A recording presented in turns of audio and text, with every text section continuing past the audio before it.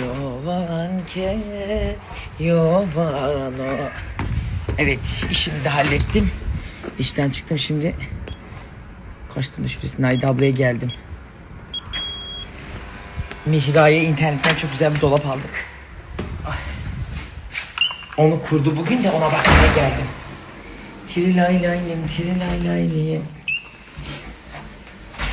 İnternette güzel görünüyor da bakalım kurunca nasıl çıkacak. Mihracığıma hediye.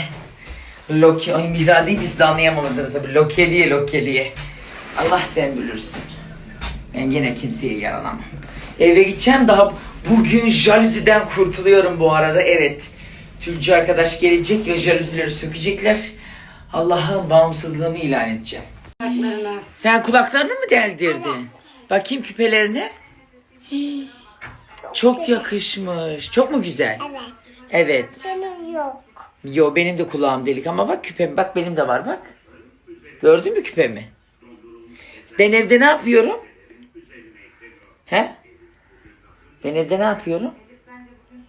O gün demişsin ki Kadir evde iş yapıyordur. Ben evde iş mi yapıyorum? He? İşine gelmedi mi el al oluyor, el al oluyor. Aleyküm selam. Mahallenin fırıncısı bile selam yolluyor. Ne kadar seviliyorum. He, ismimi söyle Evde ben ne yapıyorum? Sen dolabını beğendin mi? Evet. Dolabın güzel mi? Evet, çok güzel. Çok güzel.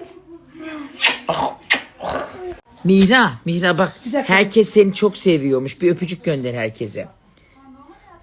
De ki ben de sizi çok seviyorum de. Ben de sizi çok seviyorum de. İşine gelmedi gene lal oldu. Seni çok seviyorum. He? Ama elini çek duysunlar. He. De ki ben de sizi çok seviyorum. Seni çok seviyorum. Çiçi çok seviyorum. Küpelerini göster. Göstermez olur mu? Kaynanam hemen koşa. De ki ben çok tatlı oldum. Ben çok tatlı oldum. Benim tepelerim. Benim küpelerim.